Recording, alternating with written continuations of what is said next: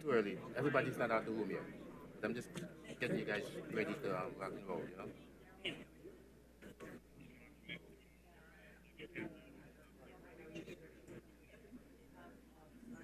Okay.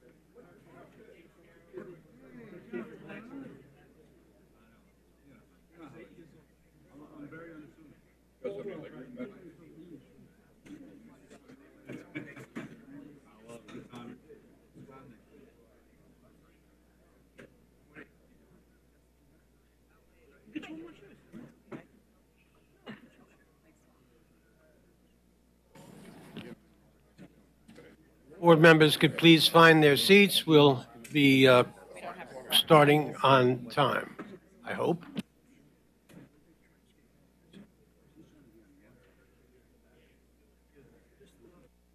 You said we're gonna be starting on time today, so I guess it's exactly 9 o'clock. What do you want, right this one? All right. There you go. Perfect.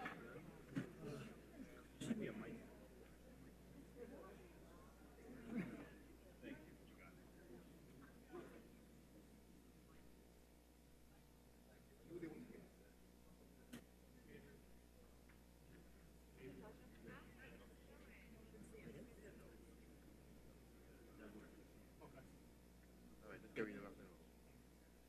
It's gonna start right now.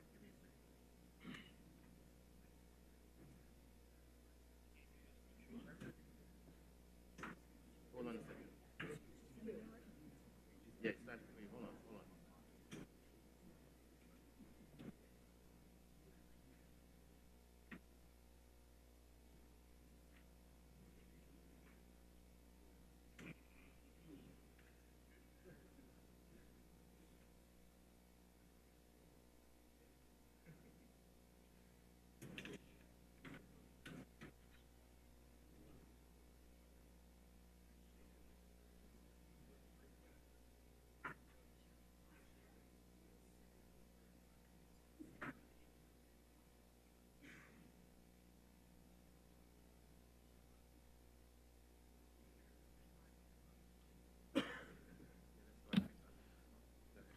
Good morning, everyone, and welcome to the September MTA board meeting. We're down a few board members today, and I'll be chairing the meeting while Chairman Loda is out of town celebrating his 30th wedding anniversary.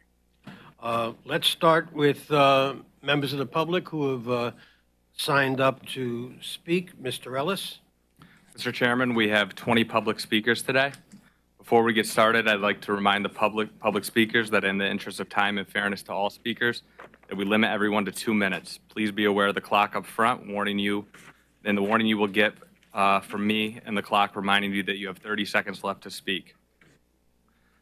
The first speaker today is Jason Pinero, followed by Nia Kai. Good morning, Mr. Ellis. Good morning, Freddie, Ronnie, and the rest of the board members. It is good to be the first one to speak. And I'm going to speak in favor of the ferry service that's going to be provided between Stuyvesant Cove in Manhattan and Williamsburg. I hope that it works. If it works, let's make it permanent. Regarding Long Island Railroad, I'm very hopeful to hear Philip Ang's presentation about Long Island Forward. Phil, you know that I have my support all the way to the end. And regarding Long Island Railroad, I'm in support of all procurements presented. I hope that you guys move forward with it. And I want to congratulate Joe Lola on his wedding anniversary. I hope that he's having fun as much as we do, having fun being here. And listen to every single of you that are our voice. And you guys have all of my support. So that's all I have to say for this month. Thank you. Our next public speaker is Nia Kai, followed by Brian Padira. Good morning. I'm a commuter who uses the Staten Island Express bus. My previous route was the X2, which served commuters along the Highland Boulevard corridor along the east shore of Staten Island and East Midtown Manhattan. Highland Boulevard served 5 of the 10 most ridden express buses, where Highland Boulevard has sustained 80% of the cuts. My bus was completely eliminated, and the others have been merged. I am here today to ask you on behalf of myself and the thousands of other commuters that we need our service restored as soon as possible. It was the only East Midtown Express bus that traveled along this route. I would like to take this opportunity to tell you that the MTA's Fast Forward plan failed on meeting the goals of reliability, travel time, frequency, and network simplicity. Buses are often missing. We are experiencing numerous missing scheduled buses at times and are waiting 25 to 40 minutes. That's not even guaranteed we're getting a seat when the buses finally arrive. Travel time has increased, not decreased, due to the added number of stops. For example, the old X2 had 20 stops covering 4 miles, while its replacement, the SIM-10, has 10 miles and 25 stops. Due to the elimination of the X2 and the merging of these 3 buses, we have severe overcrowding. Commuters were promised a frequency of every 4 to 6 minutes during rush hour, but in reality, the bus frequency is every 10 to 15 minutes, resulting again in severe overcrowding. The longer walking distances to and from bus stops, transferring to other buses and trains, are resulting in longer commutes, especially for the disabled who lost their bus stops. The east side of Midtown Manhattan Highland Boulevard corridor passengers no longer have direct service. The X2 serviced about 6,000 daily riders, in which 75% utilize Madison and Lexington Avenues.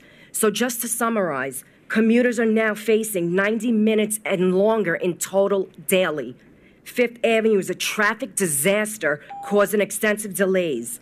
Less available seats on the bus due to overcrowding, also causing delays in onboarding and offboarding. And finally, Staten Island is the only borough without a subway system that has the highest daily commuting cost at $13 a day and the least reliable and least efficient commuter system.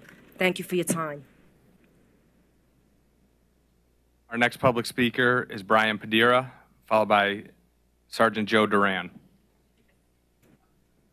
Good morning. My name is Brian Padua. Too, I'm also fighting for a Staten Island Express bus. I just want you to see what happened. You guys, our old route had 27 stops and the new route has 25. It doesn't look like much has been done. A lot of buses went up in routes. When you guys cut bus stops, you guys are not coming out and looking. And here's a picture of two-way street, no sidewalk on either side. And by eliminating a bus stop, you're making people walk out in the middle of traffic. Okay? By combining your routes and no longer having a Madison bus up on Highland Boulevard, these are the lines you guys have created. Not me, you guys. I heard somebody on Monday say that Staten Island asked for this. We didn't ask for these long lines, whether you're Midtown, whether you're downtown. Okay? Whether you're on the bus or off the bus. We have massive amounts of long lines that now you guys are creating barricades for us. Okay, with the combined routes of the 2 and the 9 together, that were 9, the X9 used to be a 6th Avenue bus and the X2 used to be a Madison. By combining them, you guys promised 4 to 5 minute windows. So why am I waiting around 10 minutes and 19 minutes for buses? Okay, the old route, the X2, took me 1 hour and 16 minutes. It was really about 50 minutes. The new route is 1 hour and 25 minutes. But if I go locally and save $117 a month, I'm only spending 3 more minutes on the ground. So the choice is yours. Do you want me to keep spending the $117 extra on the express bus, or do you want me to tell my whole entire community to start going locally? Because it's not worth it anymore, okay? Shoving every bus, 18 to 21 routes down 5th Avenue, causes bus bunching. You've made double bus lane, but your own bus drivers are not in it. They're taking up both bus lanes. It's absurd. I want my old route back. Please return the X2, the Madison bus, that had 4.7 miles. Get rid of the SIM-10 that has 9.2 miles. It's too long, and it's taking me too much time to get home and to get to work. That's all I have to say. Thank you. Thank you.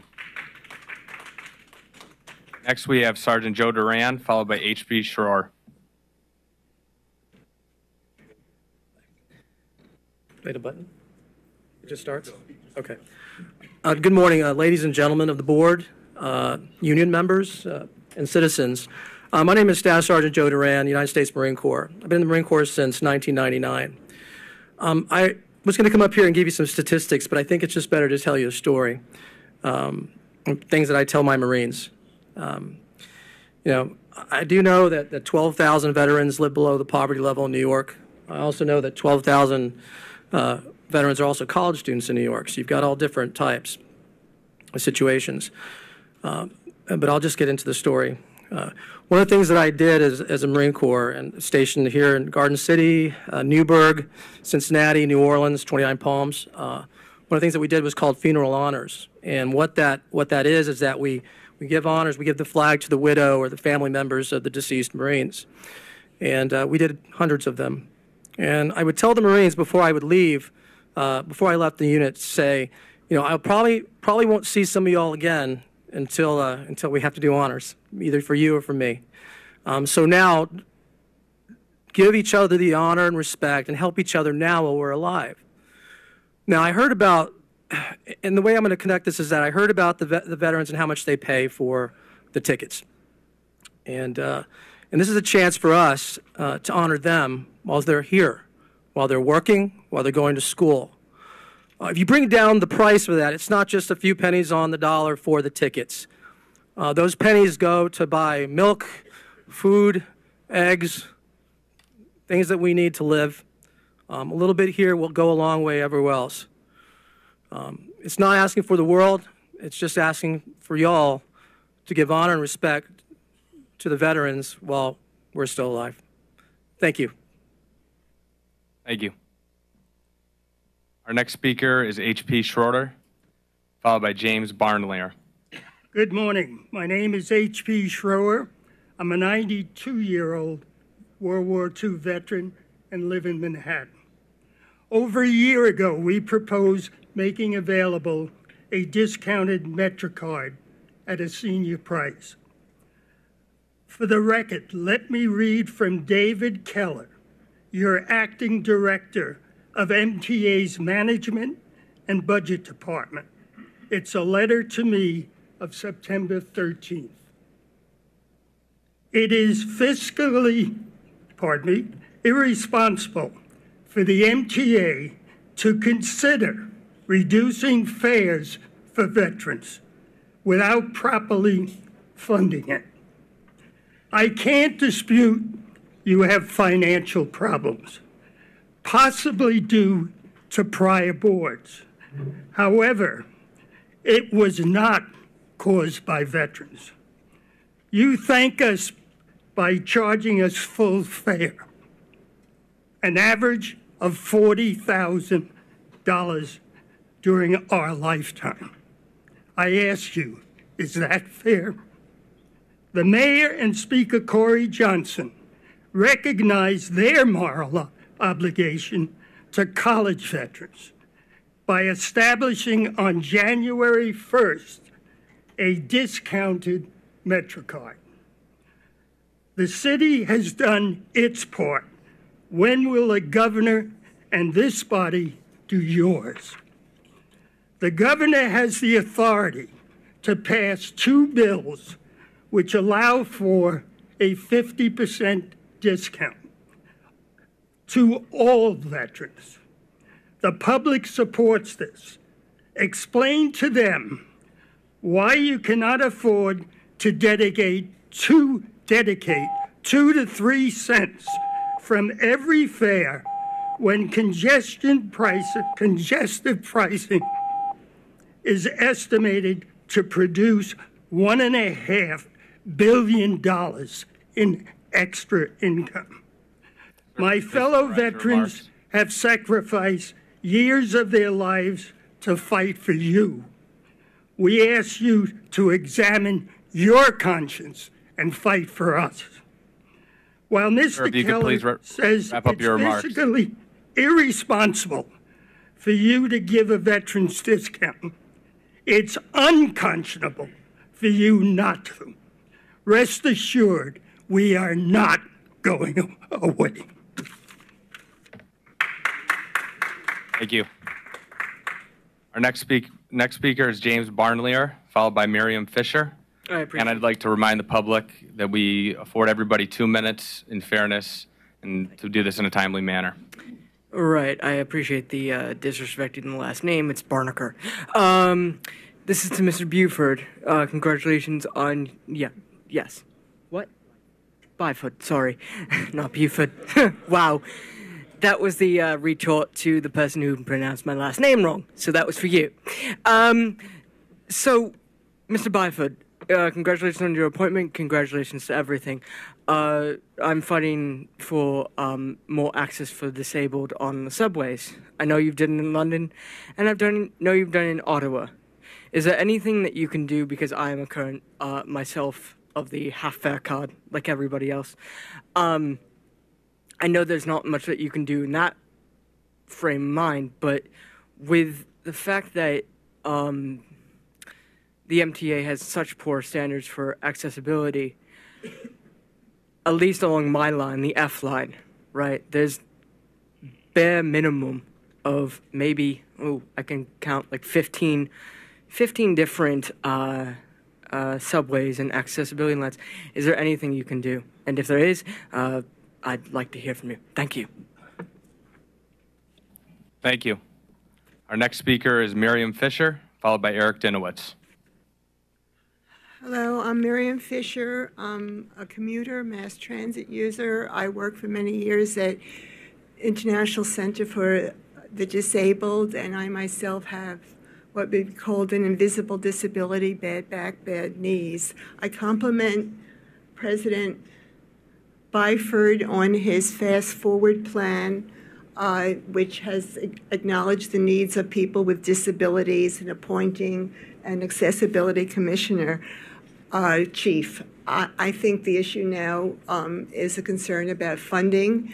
There have been many proposals, congestion pricing, which would would reduce gridlock, pollution, and maybe help the buses go faster because they're slower than ever, from what I've been reading.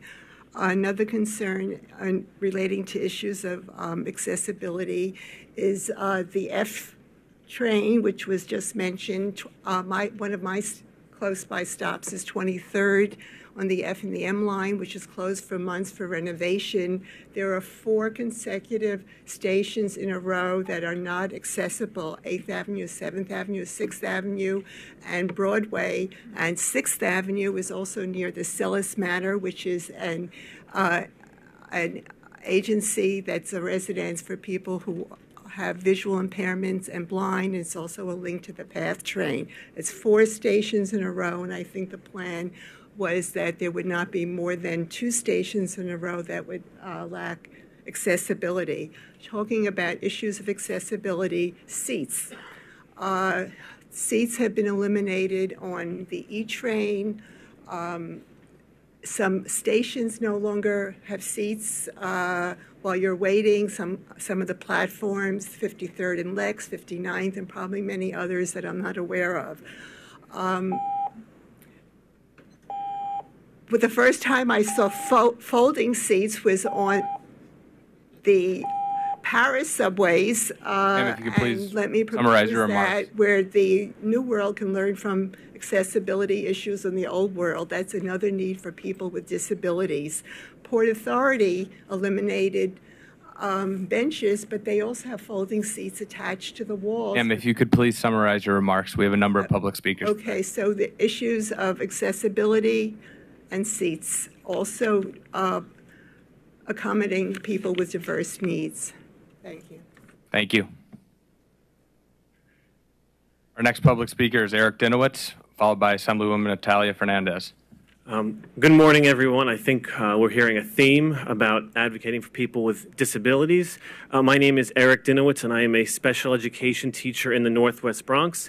As you know, in April, you set aside $300 million for improvements for train stations to make them accessible to people with disabilities.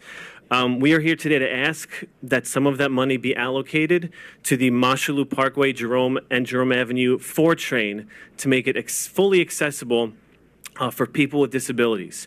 Over the past 6 weeks, a broad coalition of elected leaders, community institutions, and advocates gathered 2,000 signatures, which I have right here, in support of this elevator at Mosholu Parkway and Jerome Avenue on the 4 train. 2.7 million riders per year use this station to go to a broad range of places, including doctor's appointments at Montefiore Hospital and North Central Bronx Hospital. They go shopping in the Jerome Gun Hill Bid. They live in nearby Tracy Towers and Scott Towers, or they attend Clinton High School and the Bronx High School of Science. Importantly, this 2.7 million riders per year does not include those for whom our subway system is not accessible. For far too long, would-be strap hangers have been left out of what should be the greatest transit system in the nation, if not the world. People with disabilities and new parents with strollers like myself, and seniors with walkers or canes, people with shopping carts, athletes, people with invisible disabilities have been left out of our system. So I stand before you today on behalf of my 2,000 neighbors in the Northwest Bronx who signed these petitions, on behalf of 2 major hospitals that serve thousands of patients and who employ thousands of doctors, nurses, administrative staff, on behalf of hundreds of local and small businesses, on behalf of countless people with disabilities in this area who want to travel independently around our city, for the simple request to install elevators at the Mosholu Parkway 4 train station. Thank you. Thank you. Our next public speaker is Assemblywoman Natalia Fernandez, followed by State Senator Jamal Bailey.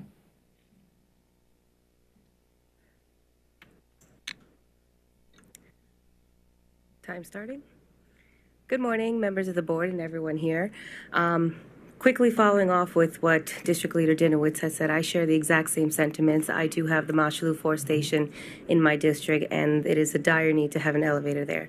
But more importantly, what I'm here for is regarding the Penn Access station plan, in which MTA is about to hopefully add 4 new train stations to the east side of the Bronx along the Amtrak line. I've recently become aware that Amtrak is holding this project because of disputes on who is going to fix the Pelham Bay Bridge, which is along their lines. And from what I've been told, the dispute is that they're saying the MTA and New York State should pay for the repairs if we want this project to move forward. I came here to express urgency that this project with the 4 stations is absolutely needed for the Bronx. It's no secret that the Bronx is a transit desert with not many train stations or Metro North stops. So to have these 4 additional stops would drastically improve transportation opportunities and abilities for Bronx residents, particularly in the Morris Park station, which falls in my district. This would greatly improve the neighborhood, create it to be a medical hub on the other side, not only from Montefiore and North Central Bronx for the 4 station, but for Jacobi Hospital and Einstein Hospital. To have that access point there would bring jobs to the district. It would bring new visitors to the district, to the area, and also give members in my district the ability to travel outside of Morris Park in the Bronx to other jobs, to other opportunities, and just all over the city. So I ask and urge Amtrak to please consider giving your fair share and fixing the bridge so we can move forward with this project and give the Bronx the transportation access that it truly deserves. So thank you. Thank you. Next, we have State Senator Jamal Bailey, followed by Assemblyman Jeffrey Dinowitz. Good morning, everyone. I would like to thank the board for convening today. I would like to thank the MTA for also meeting at the Borough President's office on a couple of occasions to discuss some issues that are very important to us in the Bronx related to transit. First and most importantly, the East Side Access Project that Assemblyman Fernandez referenced. I represent the great community of Co-op City, and a very unique community, and Co-op City is vital. So I echo the sentiments that Ms. Fernandez said in terms of making sure Amtrak does pay their fair share so that residents of Co-op City no longer have to commute to Manhattan and take a bus to a train to possibly another bus. That transportation access would be vital for them. Speaking of Co-op City, once again, the bus situation in terms of the revamping the buses, I strongly continue to urge you to take a look at the bus routes in Co-op City. There are 5 distinct sections in that housing development, and some of them are underserved at the present time. And I would strongly, again, encourage you to take a strong look at making sure that sections 1 through 5 have equal access to the buses. And finally, to piggyback off what Mr. Eric Dinowitz was saying, I also represent the Mashulu Parkway, Bedford Park area, and the fact that there still is no elevator at the 4 train is a travesty. I went to the Bronx High School of Science, and at that time, whether you wanted to go to Bedford Park or the Mashulu Parkway station, if you had a temporary disability, if you sprained your ankle playing basketball, or if you were just a senior citizen that was tired, you did not have that ability, that access to be able to take an elevator. I strongly urge the MTA to include the Mashulu Parkway 4 train station due to its proximity to 2 major hospitals, 2 amazing high schools, and a community of people who have been waiting for this for quite some time. I understand the fiscal constraints, but we can no longer look to put profits over people, and I look forward to your continued cooperation. Thank you all. Thank you. Next, Assemblyman Jeffrey Dinowitz, followed by Maria Torres.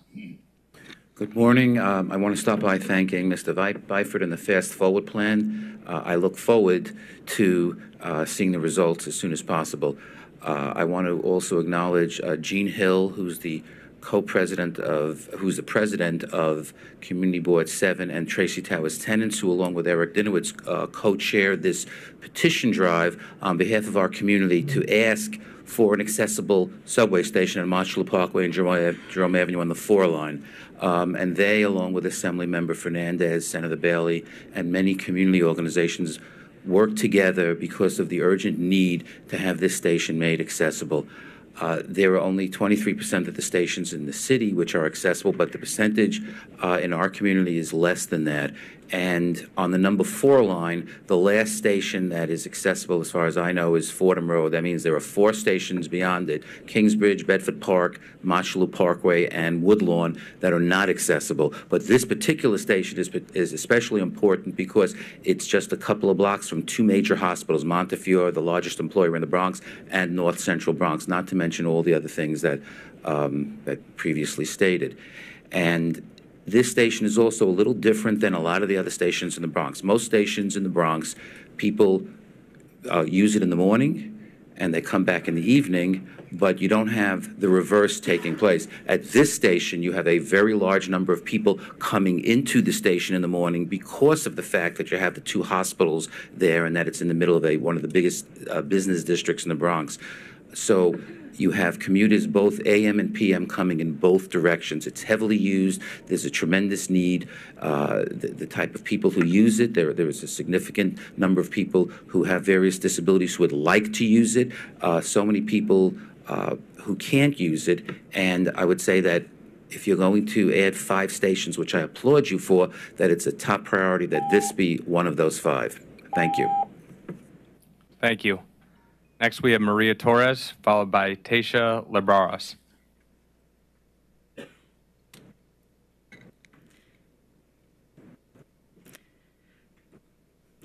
Good morning. My name is Maria Torres. I'm here to represent Bronx Community Board 2 and to speak in favor of the Metro North Hunts Point Avenue station. I believe some previous speakers had also spoken in favor of this. In regards to the Hunts Point station, we look forward to working with the MTA in planning all the things that go around the station, but also just having the station itself would allow our residents access, as previous speakers have spoken, access to employment opportunities not just in Manhattan but also outside of Manhattan. Hunts Point has the market, so we would see hopefully see people using that to come into the market for jobs as well.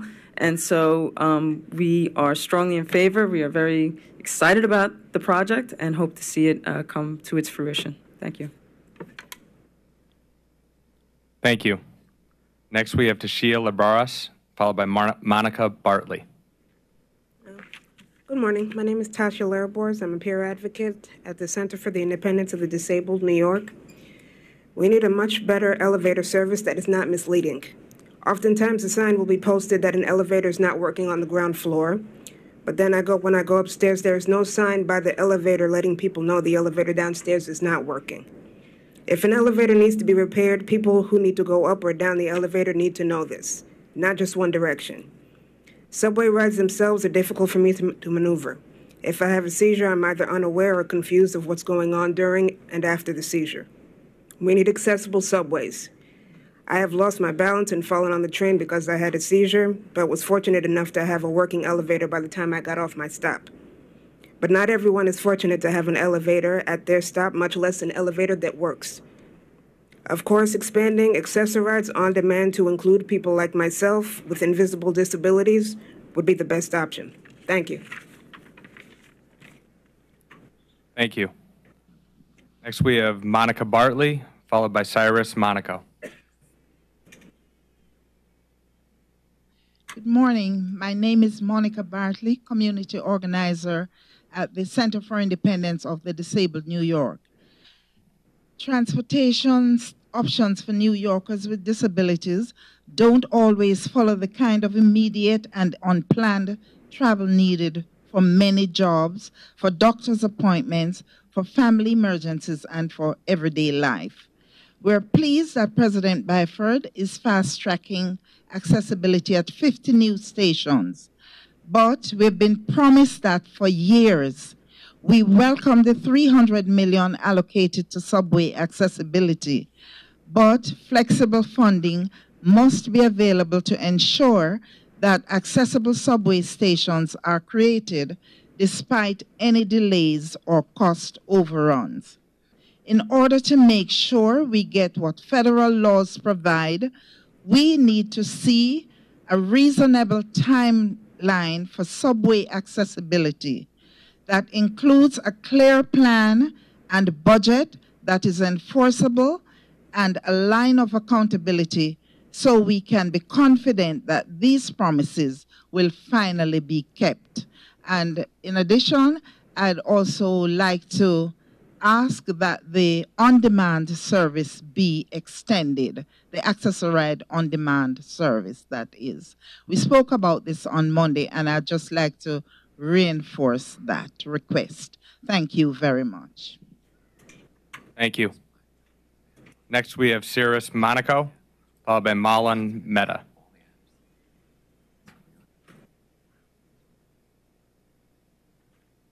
Good morning. Excuse me. My name is Cyrus Monaco. I've been a Staten Island Express bus rider for over 8 years now, and a Brooklyn patron, but well before that. I'm here today to address an issue which has been brought up in the board meetings along with the borough president, city councilman, and some advocacy groups on Staten Island. It was a huge oversight, in my opinion, within the MTA Express bus redesign. I'm specifically speaking to issues with the new SIM1, old X1 route. Although it's been stated the redesign was rolled out to increase reliability and speed, for me and for many riders, it's done the opposite effect. It's added an additional 30 to 40 minutes on average in travel time. That's including a walk now that I have to do 14 blocks to get the first stop to Staten Island, which is Chambers Street. Just for reference, I'm traveling from Canal. Prior to the redesign, the X1, now the SIM1, used to run along Broadway from 14th Street to Morris. That's about 20 stops that were eliminated. There is no bus service servicing the Soho Tribeca community at this time. In order for me to get home, I have to walk 14 blocks. I tried the train, which is an extra cost. It took forever. When you get to Chambers Street, the lines wrap around the corner with people waiting because the buses don't run on time. They used to run an average of 5 to 7 minutes. I'm now waiting an average of 15 to 25 minutes. By the time the bus gets to its second stop, leaving Manhattan, it is crowded with standing room only. It happened last night. People were standing in the bus well with the bus driver, which is unsafe for many reasons.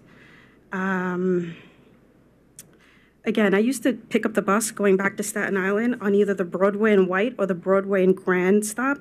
They were both doable walks, 3 to 4 blocks tops. It's not a bad walk. But 14 blocks is excessive, it's unfair, and it's not sustainable long term. The irony, and I'm wrapping up, the irony is that the SIM-C, which is an off-peak bus that runs between 12 and 3 p.m., makes all the local stops on Broadway, which the previous route had. when ridership isn't it nearly. Please summarize your remarks. I will. When ridership is nearly not as heavy as in the evening. My request today is to ask the board just to review the 511 complaints, the MTA surveys, Facebook, social media, and restore the old X1 stops.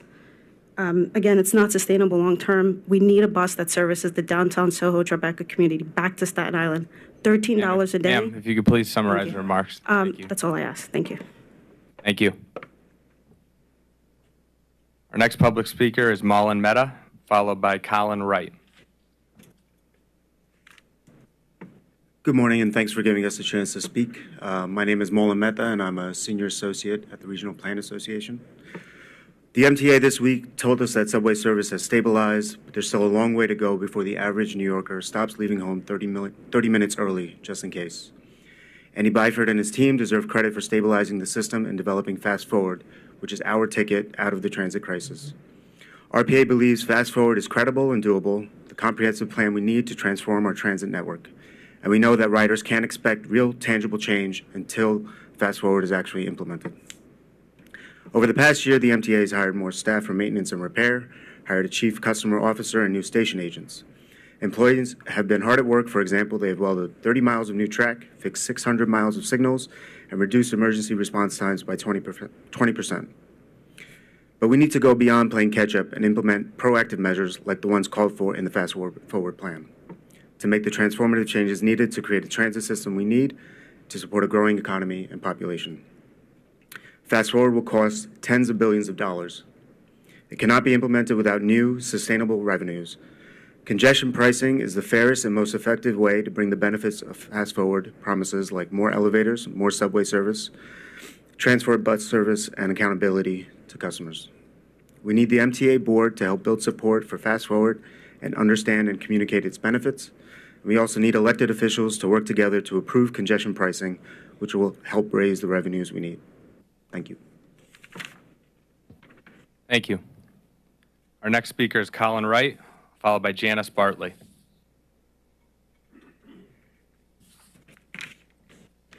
Good morning. My name is Colin Wright with Transit Center's Access Denied campaign. Transit Center calls for full subway station accessibility for people with disabilities, seniors, and all riders. Congratulations and welcome to the new group station managers. These managers will help spot and improve the performance of unsanitary and reliably broken station elevators. Now, New York City Transit must redefine what is an acceptable elevator performance. Today, the agency aims for an elevator to operate 96.5% of the time. And that sounds like an A, but it's not. It means the average elevator will be out of service for nearly 2 weeks every year. I don't think anybody would hold the elevators you use to that same performance standard. With steady effort, Transit finally achieved that standard this spring. But what did that achievement look like? The subway's 250 elevators were collectively out of service over 4,000 times just this spring. That's 4,000 opportunities for a rider in a wheelchair to find a broken elevator and to become stuck or stranded right there in the station. Real people endured countless reroutes and outright canceled trips at 96.5%. I think riders deserve a higher standard. The Fast Forward plan calls for a vast expansion of station elevators, which the governor and legislative leaders must fund. But the same low standards for those elevators won't convince them to do that. Fast Forward is bold, and Transit must hold itself to an equally bold elevator performance standard. Thank you. Thank you. Our next speaker is Janice Bartley, followed by Mary Parris and Lavelle.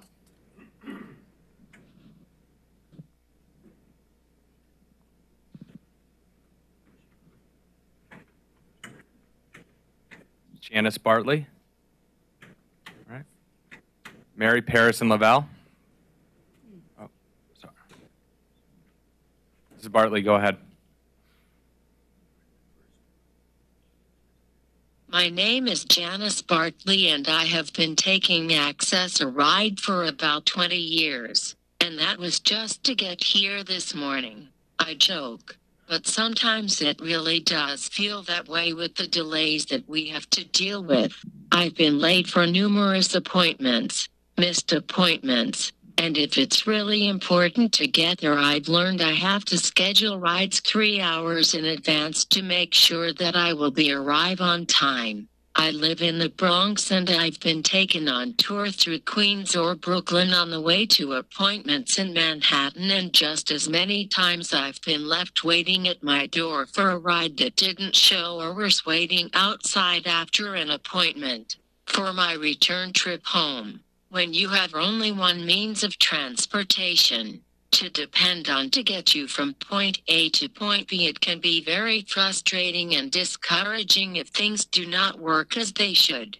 It's sad to say, but I sometimes feel like society thinks people with disabilities don't lead productive and meaningful lives, and that is reflected in the services that we receive.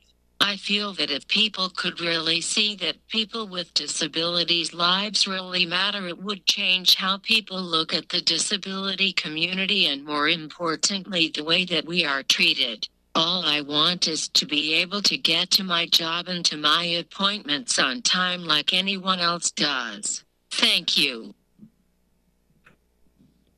Thank you. Our next speaker is Mary Parison Lavelle, followed by Murray Bowden. Good morning. My name is Mary Parison Lavelle. I'm the chair of Civics United for Railroad Environmental Solutions. Thank you, President Eng, for planning to replace the entire fleet of non-tier locomotives working at Fresh Pond Yard, including the ones the Long Island Railroad sold to New York and Atlantic. Just this week, I spoke with Ed DeMoss about New York State's Volkswagen funding plan that has been released to include $8 million to replace Tier 4 replaced with Tier 4 switches. You can see that on page 2 of your handout. And so the Long Island Railroad can leverage state funding with a Volkswagen application to accomplish the replacement of the entire fleet. We have some great news that within weeks, our first Tier 4 switcher locomotive will be delivered, and this was possible because of waste management and the US EPA, and you can see that on page 3 of your handout. So the MTA RFP 6263 will soon go out to bid for the locomotives. And I have heard that this board say the MTA needs value engineering, culture change, accurate project scoping if need, value capture, more competition, more off-the-shelf purchasing, and decreased costs. To achieve this, it is imperative that this procurement does not repeat what happened in 2013. However, STV's hyper-customized MTA RFP 6263 prefers the same vendor as in 2013 and sets up barriers to competition. President Eng and the MTA board members, please direct Long Island Railroad engineering staff to give the most points in the RFP evaluation matrix to bidders who give you mathematical proof of value engineered offerings and proof of performance. Bidders must prove they meet documented railroad operating needs, the board's financial needs, and the community needs for the cleanest Tier 4 locomotive. How do you get this proof? Start by asking the bidders for the emissions matrix items on page 4 of your handout. Ma'am, if you could please wrap up your remarks. Yes. Also, give bidders the information they need to provide conventional tractive effort calculations, which includes railroad car loads and car weights from the manifests, curves, gradient, and length gradients. And please summarize your remarks. Yes. Please manage and reward your staff for value engineering and for conducting a lawful, fair, open competition that gives the award to whatever vendor can prove they have the locomotive that best meets the needs of the MTA and the community. Thank you. You could see the rest of my statement in your handout. Thank you. Our next speaker is Murray Bowden, followed by William Henderson. We live in a very changing society. England, Europe, Asia, Australia, us are dealing with circumstances that in history have never been here. We have to learn to live differently, use our resources differently. You've heard a lot about problems that affect the MTA right now. Andy Byford is showing us some ways that we need to change. What's going on in Washington this week is an indication of how vastly people are changing. This is historic in that it has never happened in history before. The way you think about solving problems needs to be done in new ways. The old ways are gone. And some of us at my age have to leave the scene because we can't change. Very difficult to give up. But we have to give up the decision-making to my children's children, my grandchildren and your grandchildren. So please understand, yes, there are problems to be solved, but they have to be solved in new ways. We have to think about them differently and create systems that were never in existence before. You're up to it. I know you are. I wish you well. Thank you. Our final public speaker this morning is William Henderson.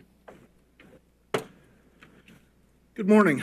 I'm here to speak this morning about ensuring that the MTA has adequate funding to maintain its system and provide the region with a transportation service that it so critically depends upon. In the past 4 decades, and particularly in the last decade, our organization has spent a lot of time considering what the MTA system needs to excel and how to secure the resources needed to meet this objective. As we confront yet another point in time when the system needs demand examination of the finances supporting the MTA, we believe that the path we've advocated practically since the birth of the PCAC, funding that is stable, reliable, and able to adjust to inflation and changing needs of the system, is the appropriate solution today. Instead, the financial choices made by the MTA and by others have too often involved one-shot, Band-Aid solutions that have allowed us to lurch from present difficulties to the next crisis several years down the road. The system that exists today is in large part the product of this lack of a stable funding system. This has led us to where we are today with an MTA system that is heavily burdened, performing below reasonable standards and expectations, and weighed down by years of deferred repair and modernization. When I arrived at PCAC a little over 14 years ago, one of the first things I worked on was the 2005 Bond Act, which rewarded its backers with $1.5 billion to invest in the MTA. We were happy to see the act approved by voters, but it didn't solve the MTA's resource issues. Neither did a real estate boom, a modest slice of sales taxes, massive borrowing, or the payroll mobility tax. Instead of facing up to what was necessary, we constrained needs assessment and waited for the someday when the system could catch up. The bottom line is the system needs more resources, both in terms of finances and priority in the public realm. Should we execute improvements more smartly and efficiently? Absolutely, but we need to make the necessary commitments now. Leaders out there recognize the needs of the system and are talking about how to meet them. This board also has to deliver this message. This may sometimes involve saying, with all due respect, that funding level won't cut it in the long run to our elected leaders, including the people who named you to this board. It won't be easy, but please do the right thing, and the PCAC, its councils, and our members will be there to back you up. In closing, I wish you good luck and attentive elected officials. Thank you. Thank you. Mr. Chairman, that concludes our public comment period for this morning. Thank you, Mr. Ellis, and let me thank all the members of the public who took the time to speak and share their comments with this board. Let me single out for thanks for his last board meeting, Bill Henderson, who you just heard from, the outgoing executive director of the PCAC. He will be succeeded by a familiar New Yorker, Lisa Dadlian, who I see back there. She will be the new executive director, and I expect this board and the public to be hearing much from her, so welcome. Let's begin with a presentation from President Phil Eng of the Long Island Railroad. Good morning, everyone. and thank you very much for the opportunity to present all the great things going on at Long Island Railroad and give an update on Long Island Railroad Forward. It truly is an exciting time at the railroad, and to be able to present to you, Chairman, President, to Managing Director, and the whole MTA board and to the public is very exciting. One of the things that I've been doing since the very beginning is to make sure that I get out and look at everything we're doing within our agency, looking at it from top to bottom, looking at it from the end of Montauk Point, Orient Point, all the way to New York City, looking at it from Long Island Sound to Atlantic Ocean, and to make sure we investigate everything we're doing and why we're doing it. Also, talking with our customers has been a priority from day one, will remain a priority throughout every day. It's going to become a part of how we do business. But also important to that is talking to the employees, because when you know the customer's expectations, you need to understand from the employee perspective, what are the challenges in meeting those expectations? Where can management support? Where can we provide the resources to help us all be successful? And then how can we take action today? So a lot of things going on. Historic investment in Long Island Railroad, $6 billion plus, allowing us to do 100 projects that are going to be transformative, that are going to modernize Long Island Railroad. And not only that, they're going to improve reliability, they're going to improve service. Here's a list of a few of them right now, and they're all types of projects from stations to enhanced capacity through double track, and I'll talk a little bit more about that. These are some of the ones that are completed, the ones that will be finished the rest of after this year. All will provide meaningful benefit and will increase capacity and improve service to our customers. Double track, we just cut the ribbon last week on it. It is a true testament to the men and women of Long Island Railroad, along with industry, working side by side, showing that we can get things done 15 months ahead of schedule. And now the people there are enjoying a much more reliable and much more comfortable ride. In the photo you can see it's fully ADA compliant, elevators to the platforms. The new building is state of the art. The platforms are heated, so in the winter we'll be able to ensure that the snow is cleared on its own, and that'll allow us to put resources everywhere else. But the other part about the double track that isn't always known is that we are now not only providing more reliable service and improved service. When we turned on the switch on last week, but when there's an incident, we can bypass that incident. When there is an incident, we no longer have to call out for buses. We no longer have to shut down the track. We can go around it. A little fact that I'm a little leery of saying, but I'll knock on wood and I'm going to say it. In the last 10 days since we cut over and we turned on the new service, we are running at 93.8% on-time performance for that branch. The PM peak is at 99% since that day.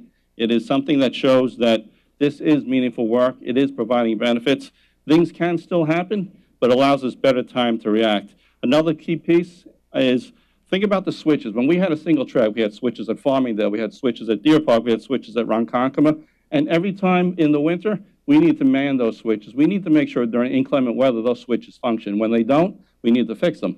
Now we don't have to worry about that. We can reallocate resources to other parts of the system. So many benefits, not just to the riders around Ronkonkoma, but to benefits of the whole system.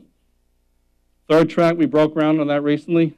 This, like double track, alternative procurement, design, build, it's showing how we can work with industry and we can partner using the experience and knowledge of our men and women, and we can deliver projects. This was an example of streamlined but community input procurement, one that shows that we can deliver and move projects forward to provide meaningful benefit. That project will also eliminate 7 grade crossings, provide tremendous benefit along that 10-mile corridor from Floral Park to Hicksville. Something else that's part of the 100 projects, bridge strikes. We know when a bridge gets hit by an overhead truck, we have to either shut down service, slow down service. In 2017, we had 88 bridge strikes. Under this plan, we'll be replacing 17 bridges, and that will greatly improve our ability to provide service. Here's an example of a bridge that we replaced in October of last year. That bridge was hit, Post Avenue in Westbury, 16 times in 2017. 0 bridge hits since that bridge has been replaced. And that's a key important thing. These are incidents, these are delays that we are now avoiding, that we are minimizing likely of occurring. That's about everything we're doing through the capital program, through Long Island Railroad Forward.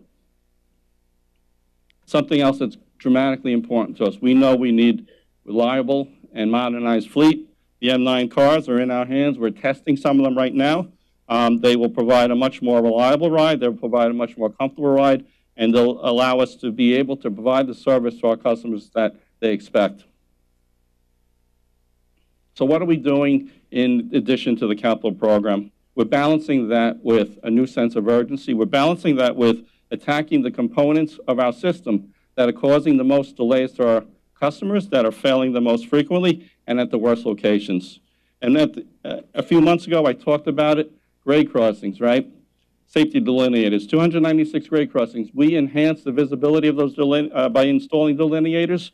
In 2017, we had 417 trains that were delayed as a result of cars accidentally turning onto the grade crossings.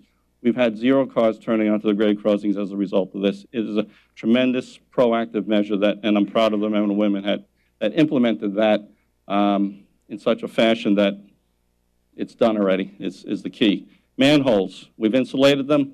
All our infrastructure in those manholes protected against rain, protected against salt and ice. Car cleaning, we've enhanced that. We've hired more car appearance maintainers, and we're seeing that our cars are cleaner. We're enabled now to be able to go in and clean those cars. GPS on our cars will provide more real-time information. That's been immensely important to our customers, and we're doing that. Drainage systems. You know, we live on Long Island. We know that the high water table, right? So wherever we've had drainage issues, where we've had water tables that affect our infrastructure, we're going in, we're tackling it. We're installing new drainage systems, and we're making sure that our tracks are better for that. So here's some of the key points that I'd like to talk about. I talked about switches. You know, early on, before Forward, we identified 10 switches in our system, resulting in 44% of our delays. We've completed 5 of them to date, and I can tell you the reliability and availability is going up. One of the switches I focused on at the beginning, switch 25, over just west of Jamaica. Imagine that, right where all of our lines converge. There was a day where that switch failed twice in a day. We finished those repairs June 26th. We had twice where we had to go in and make an adjustment to the switch. We haven't had any failures since then. It is an amazing aspect, and we're showing how meaningful the work is. PSEG, utility poles, there were 80 identified. When I met with PSEG, we had talked about their schedule and how they're going to do as many as they could this year, and they'll finish them next year. I challenged them. I said, if we provide you the ability to get in, we support you and provide you the flagging services, can you accomplish them this year? Can you accomplish them before the end of the season? They said they would try. They've done 71 of 80. We're going to finish them all before the heavy inclement weather comes in. Grade crossings, I talked about that earlier. We saw an increase in the number of accidental cars going onto our system, and we're taking action to avoid that. Threshold plates on our M7, 60% of them are complete. Over 2,000 of these have been done. Knock on wood, we have not had a car door failure on our M7s as a result. It is just another example of us being proactive to ensure that we're doing what we need to do, and we're doing it as soon as possible. Broken rail joints, another key area. And again, at this point, 0 incidents due to broken rails. Vegetation, trees falling. We had so many trees last year that delayed our trains. Not only that, they create hazards for our employees, hazards for the customers. We decided to accelerate that effort. That says 100 miles. I know we're at 117 miles. It is another measure that is proving fruitful and will enhance safety and reliability of our system. The other component to the removal of the trees that's important, it's really also a proactive measure that will address another key area that we encountered last year. That's the slip slide, flat wheels due to the leaves on our tracks. Yes, we are enhancing our wheel truing abilities, but we didn't want to just be more reactive. We wanted to still be proactive. We're looking at 2 new technologies, and we actually are going to implement them for the fall. Right now, our cars have been equipped with higher pressure to remove leaves from the tracks. That is already installed and ready for use. Those cars will also be able to move at a higher speed. Next year, we're going to be even working to move it at a faster speed than that so we could run them during the day. Another technology that we're testing is a laser technology that will be incorporated onto our trains as well. That will remove the pectin from the leaves, and that will be installed for the fall as well. So the other piece about that was the trees. we're clearing the leaves. And then the final component is that we are retraining, and we've enhanced the training to our staff. The engineers are going through this with operations during inclement weather, during these types of slip slide conditions. They know how to do it. We're just refreshing it, and we're making sure that it's a priority. The winter's coming. We know it. We can't control the weather, but there are other things that we can do to mitigate the impacts from that. The snow switch covers. We identified originally there were 20 a year, I had said. We're doing all 60 this year. We have the materials, and they'll be completed before the winter. Third rail heaters, conduit, wiring, it's going in now. We will have the third rail heaters done. I mentioned the threshold plates. Again, these are all proactive measures, and we're doing it right now. So earlier on, I talked about the importance of talking with the customers. We've been doing that. We've enhanced it.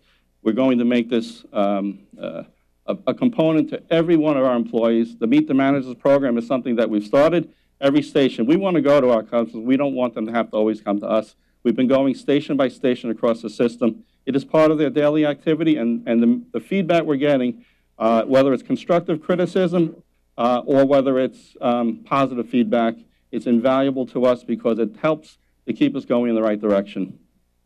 And how do I know that? Long Island Railroad Care is a program we implemented after reviewing accessibility for Long Island Railroad. We reviewed the previous program. It was little used, and it was one where people were feeling that they were not able to reliably get on our trains and get off our trains.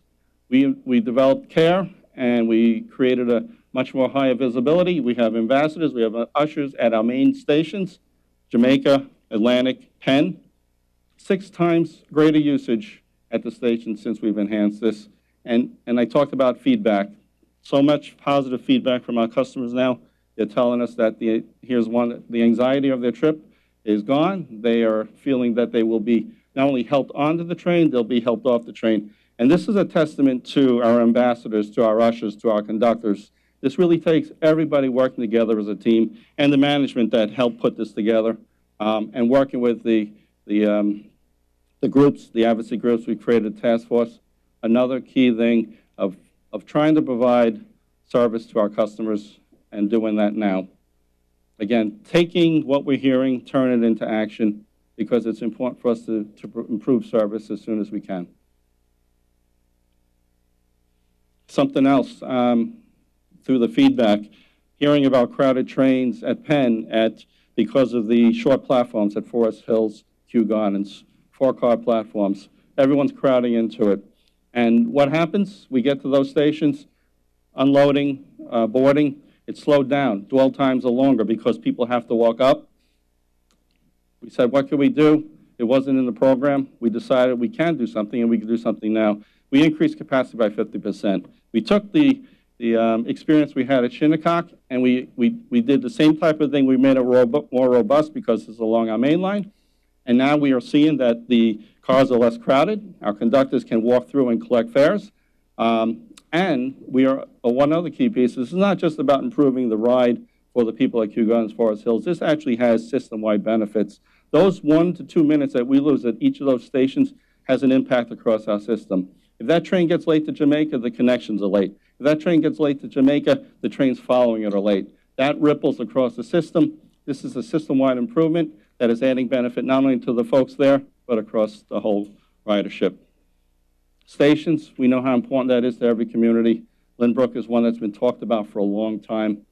We sat down, what were we doing? We're going to address the drainage issues that are affecting the viaduct. We're going to address the platform. We're going to replace the waiting area, which so many of our customers spend time in, and we're going to replace the canopy that's leaking. And we're starting that now. We're starting the procurement, and we're going to have work starting in the spring. It's something that we work very closely with the community, with the elected officials in the area, and we said we can wait till the next program, but that's not till 2020 and beyond. Here's a way to provide meaningful improvements to our customers now. Another area, this is a bridge at Lefferts Boulevard. Local community has many businesses that are very important to the character of that. It was a bridge that's in disrepair. It was a bridge that's been talked about to be torn down because it was in such a shape. Sat down with the team. We said, how can we solve this? We can look at new technology to repair bridges from below, and that's what we're doing. We're ordering material with support from the local community and funding provided. We're going to repair that bridge, and we're going to find a way to enable communities to continue to thrive, to continue to build around the Long Island Railroad. So what does that mean? It means we have a lot of work going on. I wish we weren't at the end of a capital program, because then we have more flexibility to do things.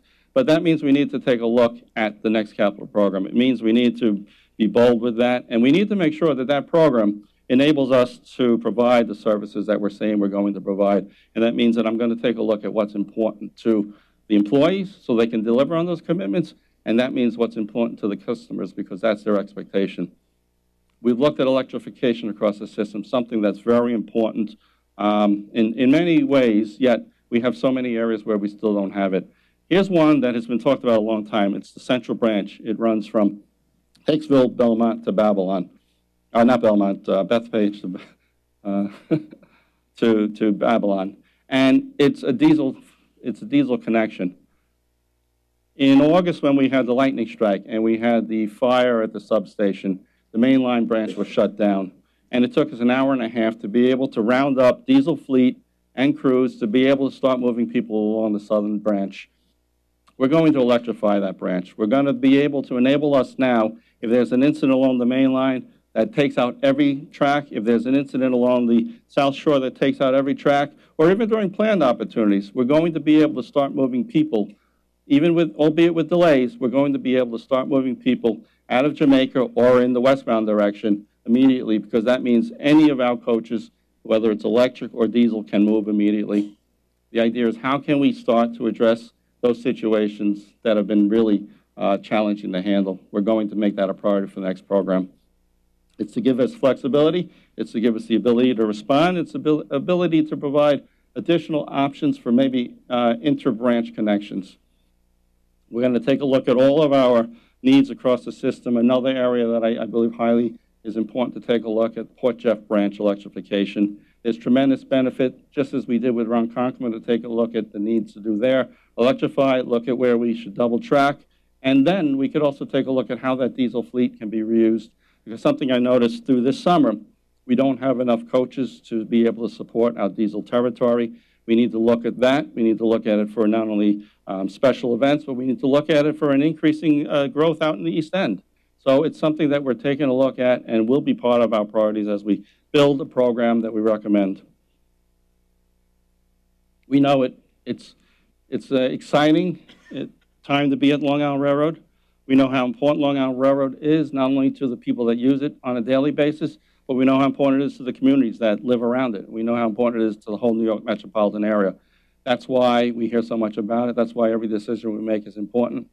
We're making the right decisions that will support future generations. We're making the right decisions that will support growth, and we're making the right decisions that communities can be proud of having these stations and the railroad come through their communities. This is what we're looking to do, and that's what we're doing. So really what I wanted to say, this is not just about a list of to-dos. This is about a new sense of urgency. This is about a new way of approaching things. We have a problem. Let's find a solution. Let's find a way to implement it. Let's see if we can implement it sooner rather than later. It really is a new Long Island Railroad. I need to thank everybody, my staff, the employees, the men and women. What they're doing out there, they're working 24/7, and you can see it because we're seeing results. We're seeing positive things come from these. Will incidents occur? We know they will. What we're trying to do is prevent them and mitigate them when they do happen, and we are doing that. So thank you very much. Thank you, President Eng. Thank you. And now I'd like to introduce a new member of our, I'm sorry. Yes, Mr. Tessitore. I will be so quick. I promise. I just want to thank President Eng for the presentation and for acknowledging the employees. This is a really exciting time for the workforce. We're getting pretty good at projects. We embrace the work. They're up for the challenge, and there's a lot of good, positive work ahead of us. With that said, I'd also say that we are going to continue to need some patience from our riders and from the elected leaders on Long Island, where we have to understand doing this kind of work while we are doing a very limited impact to our operations isn't always easy. So the workforce is absolutely ready, and we embrace the work, and we're good to go.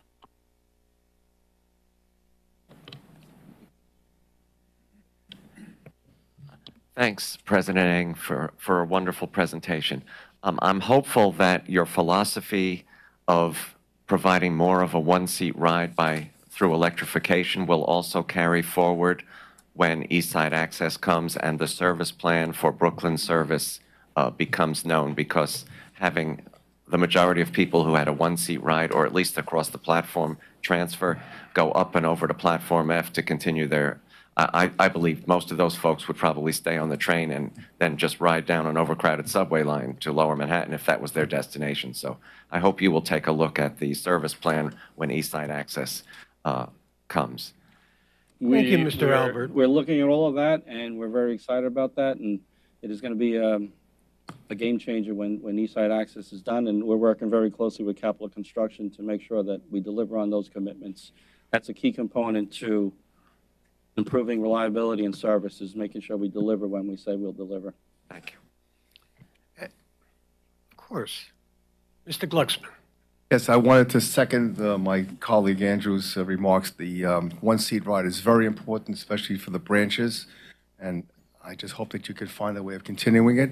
And I like the proposal, which I had been advocating for a long time, to electrify rather the central branch. It's going to really be a big game changer when you have your service diversions. Thank you.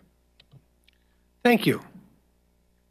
Now, I'd like to introduce newest member of our team, our new Chief Safety Officer, Patrick Warren. He'll be overseeing and implementing best safety practices throughout the MTA. There he is right there. And I could have picked him out of any crowd, not even having met him before. He'll oversee emergency management as well to further integrate and enhance our preparedness. He began his career in the military, and much to Mr. Zuckerman's delight, a graduate of the United States Military Academy at West Point, serving as a colonel in the Army, and eventually Chief of Staff to the Army's Military District of Washington and Joint Force Headquarters, National Capital Region. Following his military career, he served as Executive Director of the Federal Railroad Administration, where he was responsible for driving rail safety improvement within more than 750 railroads. He led programs to combat rail safety challenges, including enhanced implementation support for positive train control systems, and has served as Deputy Director, Office of Airports Planning and Programming at the FAA. His distinguished career in the military and federal government, prior safety-related positions, make him uniquely qualified to assume this critical position. So on behalf of the entire MTA board, welcome aboard.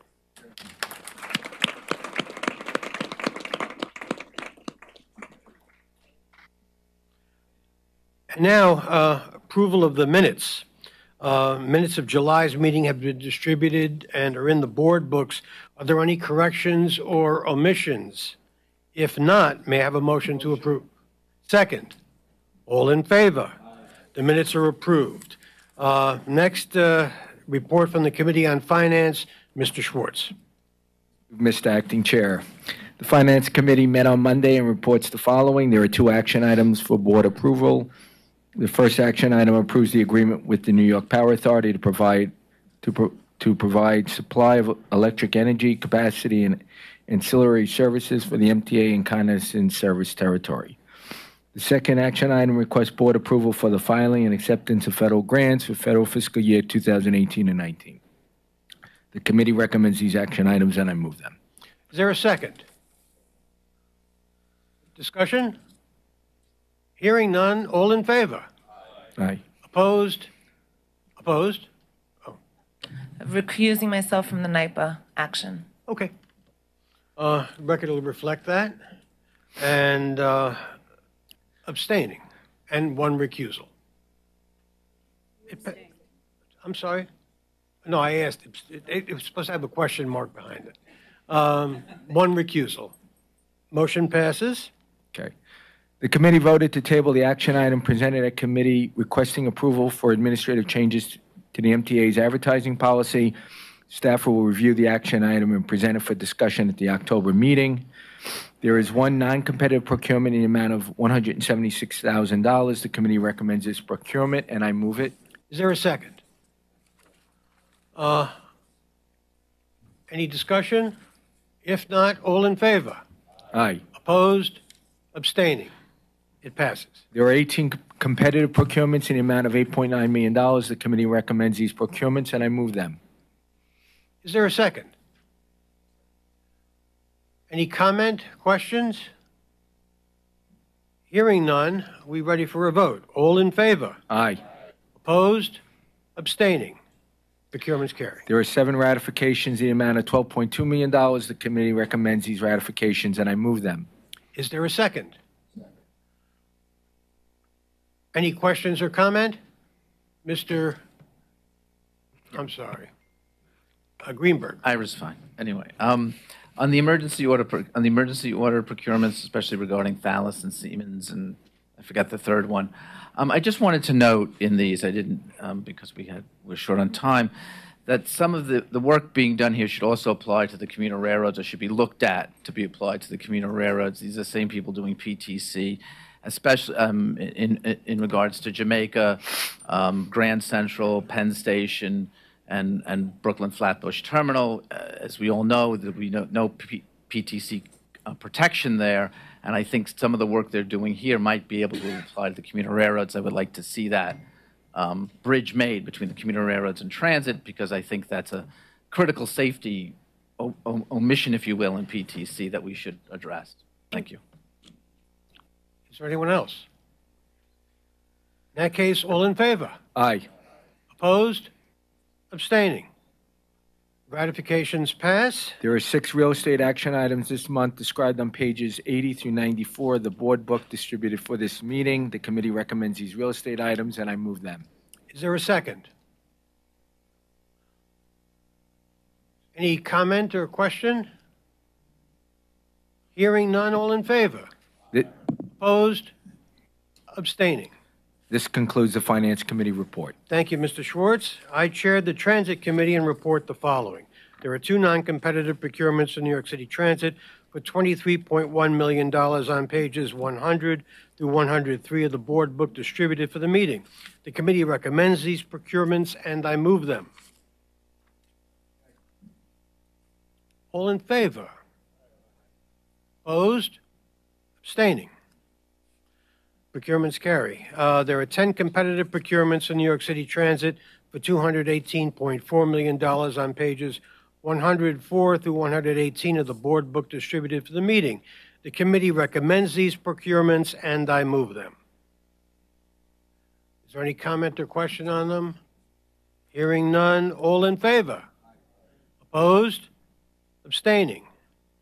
The procurements carry. There are 28 ratifications, 4 for New York City Transit, in a total amount of $92.5 million. They are on pages 119 through 127 of the board book, and 24 ratifications for MTA Capital Construction, $47.1 million on pages 128 through 133 of the board book distributed for the meeting. The committee recommends these procurements, and I move them. Is there a second? Any comment or question? Hearing none, all those in favor? Opposed? Abstaining? They carry. And that concludes the report. Metro North Committee, Mr. Zuckerman, who will be making repeated appearances in this section of the agenda. Well, first, I thank you for the alma mater reference earlier, so thank you. Good morning, Mr. Acting Chairman. On behalf of Dr. Metzger, I report the Metro North Railroad Committee met on Monday. And I report the following. There is 1 action item for board approval. The action item requests approval to enter into a contract to accept up to $365,000 in a congestion mitigation air quality grant from the New York State Department of Transportation to support connecting services covering October 1st, 2018 through September 30th, 2019. The committee recommends this action item, and I move it. Second. Is there any question or comment? All those in favor? Aye. Opposed? Abstaining? The action item carries. There are 3 non-competitive procurements for $79.8 million. The committee recommends these procurements, and I move them. Is there a second? Second. Any question or comment? Hearing none, all in favor? Aye. Opposed? Abstaining? Procurements carry. There is one competitive procurement for $368 million. The committee recommends this procurement, and I move it. Is there a second? Mr. Schwartz seconds. Any question or comment? Hearing none. All those in favor? Opposed? Abstaining? That carries as well. And because he did so well, Mr. Zuckerman will present the Long Island Railroad Committee report. Thank you, sir. Thank you again, Mr. Acting Chair. On behalf of Mr. Powley, the Long Island Railroad Committee met on Monday, and I report the following. There are 37 competitive procurements this month, one competitive procurement for Long Island Railroad for $4.3 million and 36 for MTA Capital Construction for $47.4 million. The committee recommends these procurements, and I move them. Is there a second? Any question or comment on these? All those in favor? Aye. Opposed? Abstaining? The procurements carry. There are two ratifications for MTA Capital Construction for $3.9 million. The committee recommends these ratifications, and I move them. Is there a second? Any question or comment? Hearing none, all those in favor? Aye. Opposed? Abstaining? Ratifications carry. Mr. Zuckerman. Yes, sir. Because you did so well on those two, why not take a shot at bridges and tunnels? Let's see how this one goes. Mr. Acting Chair, on behalf of Mr. Murdler, the Bridges and Tunnels Committee met on Monday, and I report the following. For all the following actions, the committee voted in favor to recommend the procurements. However, a committee quorum was not present. So there are two competitive procurements this month for $7.9 million. The members present at the committee recommend these procurements, and I move them. Is there a second? Second. Any question or comment on them? Hearing none, all those in favor? That concludes many. Oh, sorry. Please, apologies. No, please finish. Let's get all the no's in. Is that on this? No. Good. Continue. No. Opposed? Abstaining? They carry. That concludes all those reports. Thank you, Mr. Zuckerman. And now, may I have a motion to convene an executive session to discuss a matter relating to collective bargaining pursuant to Section 105(1)(e) of the New York State Public Officers Law? There's a second. All those in favor? Thank you. We are now in executive session.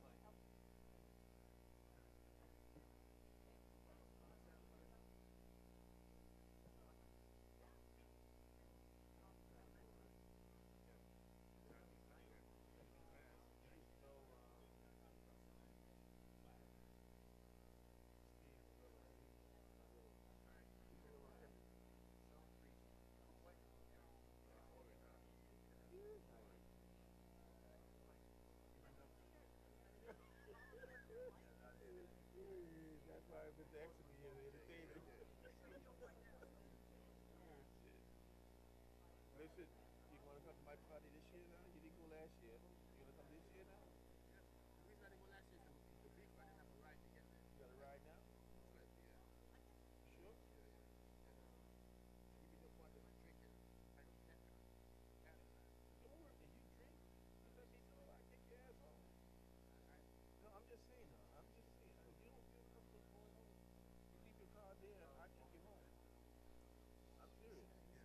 But the thing is, once somebody gives a party, after the party, they have things to do. You got to go there. Yeah, I know. I got invited to after party. I can't go to the after party. You got things to do. You can get too crazy. Crazy. Nice. I was a man that didn't give it to you. After party in my car.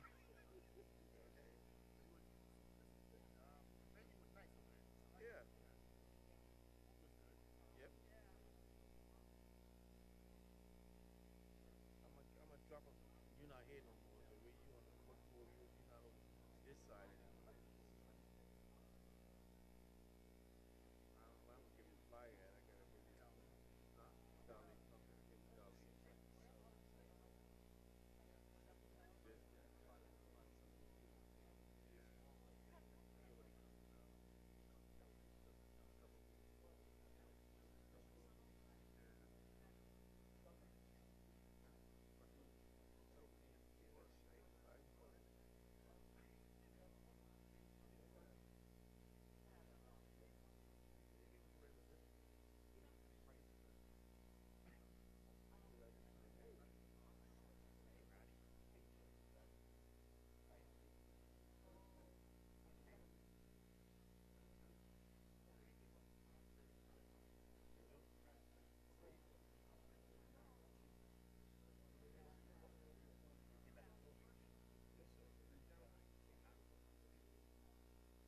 That guy, he's not supposed to be beyond this week. I still don't want to talk to him. He starts there with he's the engineer. Yeah. We always have those around when around here.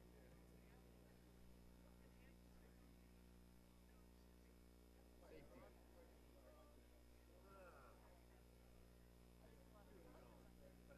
Okay. What's your son doing now? He's still Albany. No. So what are you gonna do? What are you doing with his life? He's doing good.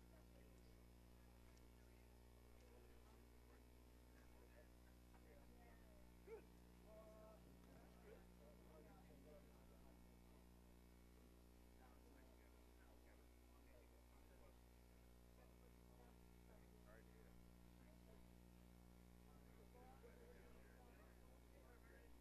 What part of Virginia? Norfolk area? Oh, I got my aunt lives out there. Yeah, I have an aunt lives. Exactly. I never know the address.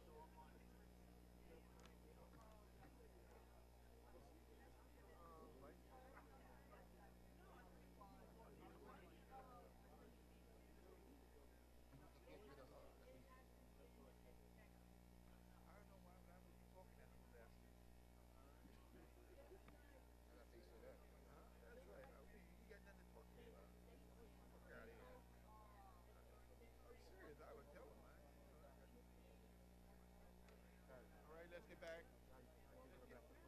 Would you guys take your seats?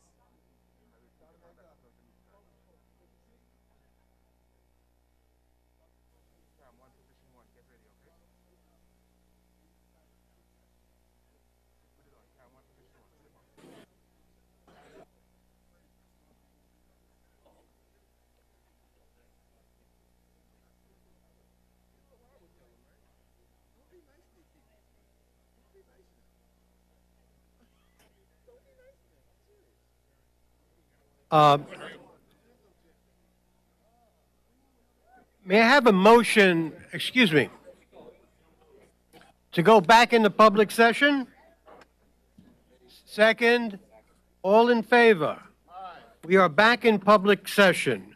The board considered and voted in favor of labor contracts with the International Brotherhood of Electrical Workers, the Association of Commuter Rail Employees, Division 37, and Transportation Communications Union following the TWU bargaining patterns. As a reminder, our next board meeting is October 24. May I have a motion to adjourn? Second, all in favor? This meeting is adjourned. Thank you. Come on. That's the way you do it.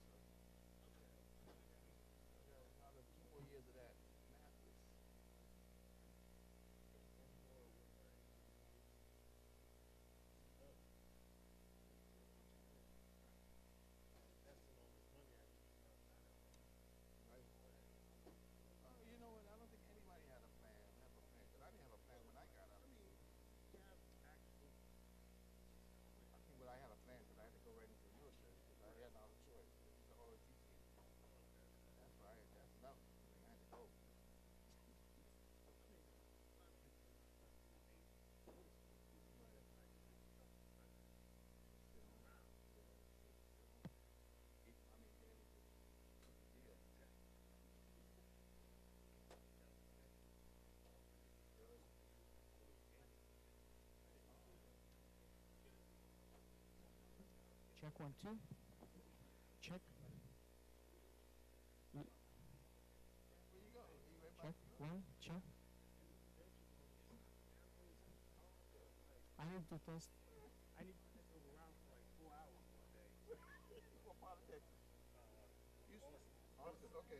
Check 1.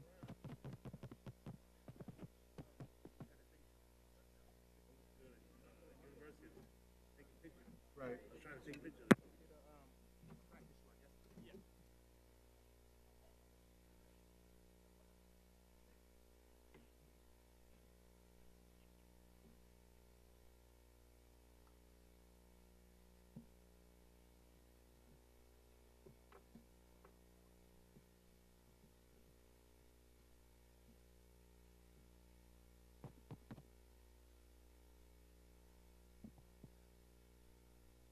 Testing 1, 2, 3.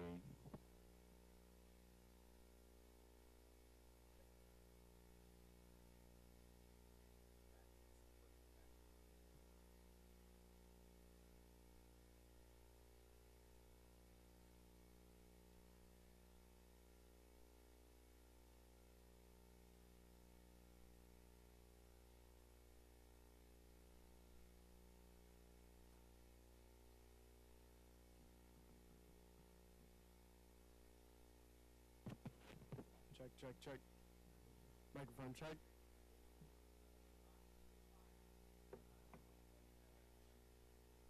It's hot. Bring it down.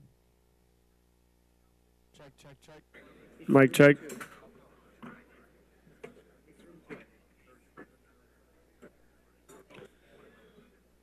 Test, test, test. Microphone check.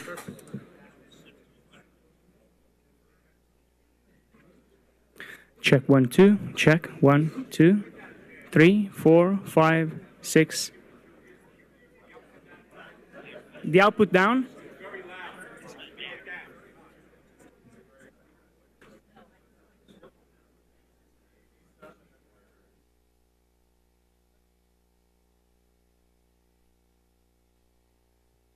Check, check. good, guys. Ready?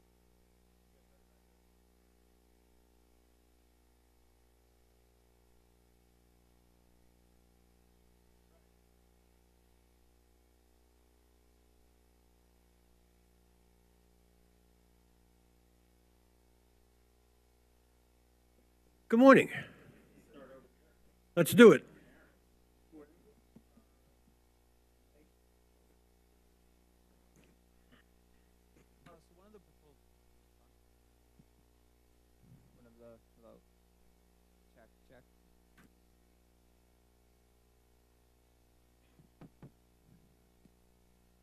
Hello. Yep, there we go. So one of the proposals of the subway action plan, when it was announced about a year ago, was to lengthen C trains. It is my understanding this hasn't happened, or at least I haven't spoken to anyone. I'm sorry, I didn't get the sentence before that. One of the proposals in the subway action plan was to lengthen C trains. To the best of my knowledge, that hasn't happened. I'm just curious why that is. It has happened. Are they all of the trains? Only some of the trains? Well, a couple of things. So we're already taking action with with one of the trains, which is the R146s. The others will be once we get the full complement of R179s, the new trains that are being constructed by Bombardier. They are coming through. We've made it very clear to Bombardier we must have that full complement of two. Trying to remember the number of units. The full complement by the April date of the tunnel works. More of an L train shutdown thing than a subway. I mean, that's what we must have them for, and I've made that very clear to Bombardier. We've got to get the remainder of that order in. We need to hit a one-day beat rate. They're working on it, and progressively, as we get those trains, we will then be able to do something with the lengthening of the C train formations. I guess my question's for Mr. Byford as well. So there was a lot of talk on Monday about root causes for delays in the operating environment were just still kind of vague. And one of the reasons possibly for those delays that was mentioned was the stop timers, the signal timers. Do you have a better sense? I know you said you were looking into the impact of those changes. Do you have a better sense of is there going to be a public report that we can look at when that report would be published? And then the second question was L train related. It seems clear from the weekend work that the shutdown's not going to start in the beginning of April. When are we going to get an exact date for that? Why hasn't that been made? So I'll go in reverse order, if I may. We're finalising the exact date for the work that we need to do under the East River on the tunnel, but the enabling works are well advanced, both on the Manhattan side and on the Brooklyn side. But we're just finalising with the contractor when the actual go live will be in the tunnel, which is, of course, the catalyst for the closure that we'll have to then do, and the big bus bridge, et cetera, et cetera. But that's the date that we're still targeting. We'll firm up on the precise date, and obviously we'll let the customers know, we'll let the public know, and yourselves. With regard to operating environment, there are myriad factors behind operating environment. It's basically anything that's typically within our control, but that delays trains. With the signal timers, we've done a big survey. We've been primarily focused initially on making sure that they are properly signed. In other words, that the actual speed is correct for the signal timer, and that they're properly operating so that the drivers, the operators, can approach them with confidence. We're still looking, though, at those that are either unnecessary or where the timings are overly draconian, if you like, because I want to make sure that we keep the safety benefit, but that we can harness any performance benefits that won't impact adversely upon safety. So again, we'll report back on that via the SVP Subways report through the monthly TAC committee. A question for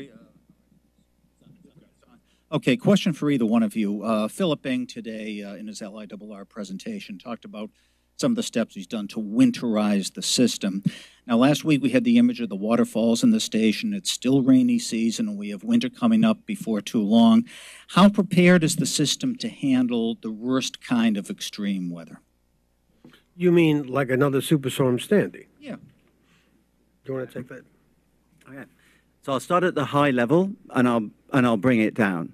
So we have done, since Superstorm Sandy hit, we have a dedicated division which is set up to deliver a whole suite of programs to make the system more resilient. So among many other things, when you go out of the building, when you turn left just outside Starbucks, you'll see that there are grids on the sidewalk, and where those grids water used to be able to cascade through those grids into the subway. There's now a mechanical mechanism that we can close those grids, and we've got them all over the system. You can close them such that water can't permeate through. So that's one example. We have developed a mechanism by which you can protect station entrances. So if we know something like Superstorm Sandy is coming, you can erect this effectively a protection above the subway entrances.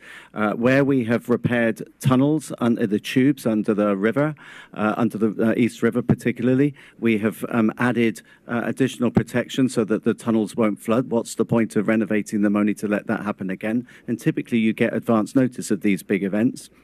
And a whole bunch of other things. Where we have critical infrastructure that's mounted at street level, we've elevated that so that particularly electrical installations aren't vulnerable to flooding. They're deliberately mounted above what you would normally expect in terms of water table. So that's at the macro level. I think we're in a much better place in terms of resiliency. We're doing work down at Coney Island to protect, and on Staten Island for that matter, to protect areas and facilities that are particularly prone to flooding.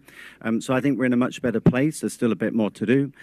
With what you might call run-of-the-mill events like very, very heavy downpours, I think we still have some work to do. I did see the imagery the other day of water going into the station, so we have been going around sealing leaks on stations in terms of the water the membrane that protects stations from water ingress. But don't forget, sometimes it's because the water is because of the drains might be blocked at street level, or the curb needs to be elevated.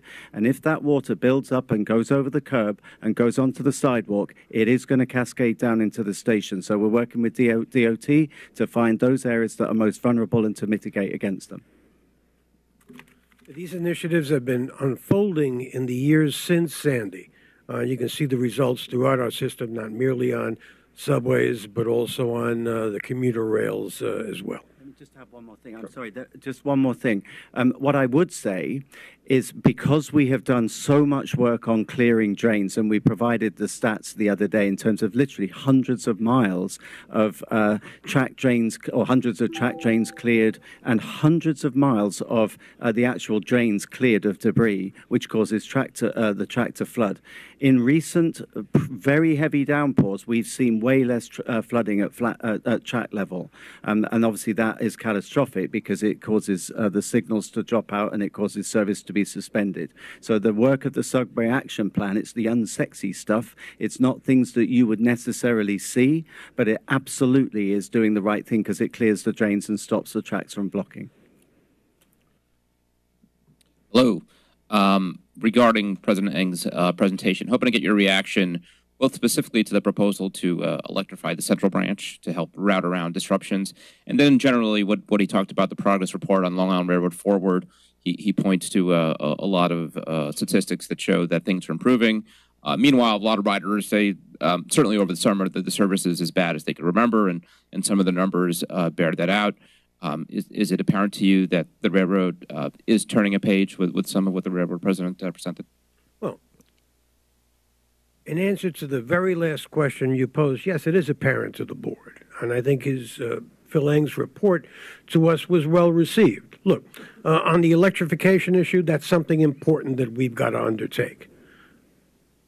It's very simple. And by the way, there are other dark spots like that throughout not only Long Island Railroad but Metro North territory that we've got to pay attention to. That's an important step, and I think Phil is taking the lead there. With respect to all of the other things that he's undertaking to turn around service, actual service in the Long Island Railroad, I think you're beginning to see the fruits of that. But it's going to take some time. Look, it didn't, for example, he showed one of the slides you showed, Phil, was deteriorating platform. It takes years, decades for that to happen. It'll take us a whole lot shorter period of time to turn that around. But there are things like that throughout the system that we're taking very seriously. Morning, guys. Could Mr. Byford put some chances on getting the subway action, on getting the fast forward plan funded? What do you put the odds at? And what's your approach going to be with elected officials? I've seen your presentation, you had one yesterday. And then maybe Mr. Ferrer has some tips for dealing with the political landscape here.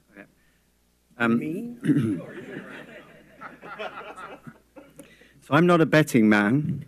The only time I bet in the UK is on the Grand National, the big horse race, and I basically pick a horse by its name or if the jockey's wearing green, because that just happens to be my favourite colour. So I think that we need to be a lot more scientific than that in terms of how we go about getting the funding for Fast Forward. So that's exactly what we're doing. We're putting together a comprehensive economic analysis to make the case, the compelling case to which I previously referred, a compelling case that shows the economic benefits, not only to New York City, but to New York State, and I would argue the US actually, of not only doing the work, but then having a properly functioning transit system going forward. So I think that's one stream of activity. A second stream of activity, back to the earlier question, and I made reference to it yesterday in the context of the launch of the group station managers, is I think you've also got to get your basics right. I don't think we will win the argument if we can't even get the basics right of running service. So to me, that's a parallel activity to show that you're a credible management team that's worth investing in, and to show that actually things are getting better across the whole spectrum of what we do in terms of bus and subway and paratrans activity. And then the third stream is an intensifying advocacy campaign, starting with the kind of event that we attended last night, the community conversation we had about Fast Forward, but then meeting with caucus groups, meeting with senators, meeting with assembly members, congressmen and women, meeting with city council, the governor, the mayor, to progressively build up to the seminal vote, which will happen in the spring for the Senate and in June for the City Council. So we have a plan, and we are intending to prevail in those votes. We'll make that compelling case. Yeah, and I think that's the political answer, too. This is where they converge. People really need to see we need a reliable and sustainable source of funds to get all of these things done. And they all cost money. And they all need to get done now. So I think there's a sense of urgency that is recognized by both levels of government, and I trust that they'll be taking some steps to get that source of funds, reliable and sustainable, to the MTA so that we can get on with our work. Sorry, if I may, I'll just add one more thing. The other point we'll be making is this is the cost of not taking action. It'll only get harder, and it'll only get more expensive. It'll get harder because the population continues to grow, therefore the pressure increases on ever-aging infrastructure, and it'll definitely get more expensive, as time progresses, because the need gets that much higher. So, although I wouldn't put a percentage on it, Greg, I'd say I'm increasingly confident that we will get the money, because everyone I'm talking to gets the need to do it. It's finding the funding sources. And the only thing I could possibly add to Andy's comment is it doesn't get any cheaper the longer you wait. Two questions for Andy. One is to follow up on the grates that are elevated. Are those things closed only in a catastrophic storm or in a routine rainstorm? The former. So those generally, the system generally can cope with sort of light rain and even a regular downpour, as long as drains aren't blocked and the water, say, from the street level doesn't go down into the station, or for that matter, if it's one of our facilities that's blocked. But the device I was talking about is for catastrophic events. So if we know that we're going to be faced with a superstorm Sandy or something of that nature, we send crews out, we get advance notice, we know where they are, they go out and they close them, and we monitor via our storm center. And I know you talked about this the other day, but in terms of improvements on the subway, what needs to happen till people really start to notice it? And how long is that going to take? Well, I did speak about this the other day, and I think there is perception and reality. So I absolutely get that right now people don't feel that the subway has material improved. I would argue that I think most people, certainly people I speak to, and I ride the subway every day, say that it's stabilizing, that they're not seeing as many major delays, but they're not yet seeing that turn of the corner. And we would agree with them. We need to truly turn the corner so that people genuinely feel notice a tangible improvement. But there is some element of perception there. I also look at data, and the data doesn't lie. The fact is that we are something like 12% down reduction in major incidents. The mean distance between failure at the rolling stock, so the amount of times trains break down, has improved. The response time to incidents has improved. Fixing the actual incident once we get there has improved. Elevator availability has improved. But I get that it takes time for that to permeate through, for people to truly say, oh, you know what, it's definitely getting better. I remain confident that that will be the case because we're doing the right things. Any idea how long that takes or will take? I think already the fact that the data is showing improvement, I think already we can point to a stabilizing of the system. So my view would be that there are, I've certainly customers say to me that they are noticing it's certainly not getting any worse. What we really want is for them to say it's absolutely getting better. So it's hard to put a time frame on that because again we're back to dealing with perceptions rather than necessarily reality. The more that the reality, the data translates into people saying it's getting better, well that's when you'll have your answer. Hello, also for Mr. Byford. You said yesterday or earlier this week the subway action plan is a living thing. Sounds like the more you do, the more you discover you need to do. But the funding for it is not a living tree that keeps growing money. So how much do you expect you'll need to continue doing the kind of work that you're doing? And related to that, how much of the $836 million has already been spent? We're on track in terms of the expenditure for the subway action plan, and I'm confident that the money that we now have and the fact that we have both the state contribution and the city contribution, I believe that that's enough to do what the plan set out to do, namely to stabilize the existing system such that we can then push on via fast forward and modernize the system, which is what we all know needs to be done. There will, though, need to be ongoing increased revenue streams. We've made no secret of that.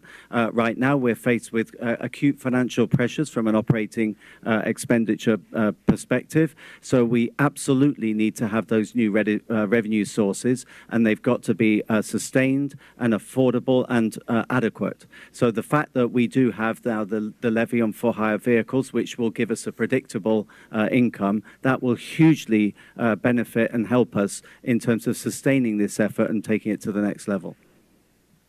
Excuse me, Mr. Byford, a question for you. Sorry to put you through this again. We were having a system-wide audio problem. Can you just take us through preparations for storm and just repairs and things like that? It just was unusable, so we need it. Okay. Thank you. So we have a dedicated department that it was specifically set up post Superstorm Sandy to look at all and to take action and to drive through initiatives to tackle all elements of physical upgrades that were needed in order to cope with extreme weather events. So we have, in no particular order, we have designed a mechanism whereby we can shut off pavement grills, so the grills on the sidewalk that let fresh air permeate down to the station. Obviously, water can get into them, so we now have a mechanism whereby they can be mechanically closed. We have elevated critical electrical infrastructure and built it up from the ground so that it does not get inundated if there's a flood event. We have developed procedures and infrastructure or pieces of equipment to shut off subway stations so that water doesn't pour down into the stations in an extreme weather event. We have been taking action to protect particularly vulnerable infrastructure, such as down at Coney Island, the Coney Island shop. There's been flood protection put in the walls. So there's a whole bunch of things that have been done. The tunnels under the East River, where we've repaired them, we haven't just repaired them like for like. We've also we've installed equipment that with a few hours notice, and typically you get that with a major storm event, that equipment can be deployed to protect the tunnels and to stop them being inundated again, as we saw in Superstorm Sandy. So a lot of physical infrastructure has now been fitted. We've also upgraded our procedures so that we know exactly what to do. If we get that forecast of a major storm event, we go straight into action and take the necessary action to protect the subway. Back here. This is more for Andy, I suppose. If the money, or Freddie could certainly answer as well, if the money isn't there long term, if it doesn't materialize over the next year or so, then what for you, for the transit system, and for the riding public? At that point, is there the patience for this to continue? So right now, we're still in the middle of our existing capital program. So right now, nothing in terms of fast forward is being held up. In fact, we are looking at ways to shuffle our existing capital program so that those items that need to get started right now in terms of critical path for fast forward are not held up waiting for the Senate votes and the debate about how to fund fast forward. So we're already doing things in anticipation of getting that large influx of funding. But again, I'm confident that we will get that funding. I suppose the simple answer is if we don't get the funding that we've said that we need in terms of resignaling the subway system, moving towards full accessibility, and upgrading rolling stock and buying new vehicles, well, effectively, we're condemning New Yorkers to the status quo, and I don't think anyone wants that. You know, at the end of the day, the fast forward plan isn't about putting up with the status quo. It's not about saying that the existing transit system is adequate for this world city. It is saying we need to transform this system. It can be done, and it can be done within just 10 years. And that's the answer on the part of the board as well. We can't afford to wait. And it doesn't get cheaper if we kick this down the road. This is a question for Mr. Ferrer, and if you could answer in Spanish, por favor. Si nos puede hablar sobre las preparaciones que han estado haciendo para las inundaciones en el subway. Ya lo había dicho en inglés, pero si lo puede decir en español, por favor. What I was just asked is the preparations for flooding in the subway in Spanish. Las inundaciones en el tren subterráneo han sido más frecuentes en el pasado, en el recién pasado. Bajo nuestros planes estamos construyendo mitigaciones en los subways, en los túneles, en los puentes, en las líneas para Metro North y Long Island Railroad. Y necesitamos a la misma vez más fondos. Fondos para construir esas mitigaciones, fondos para mantener nuestro sistema. And thank you for reading that. All right. Well, thank you very much for attending this month's board meeting. We look forward to seeing you all next month.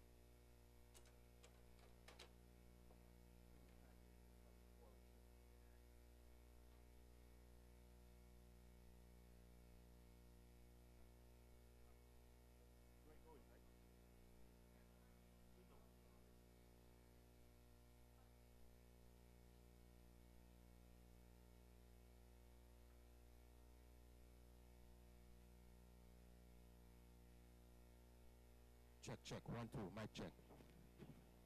Check, check, check. Put the line to microphone on. Check, 1, 2, mic check. Check, 1, 2, 3, 4. Check, check.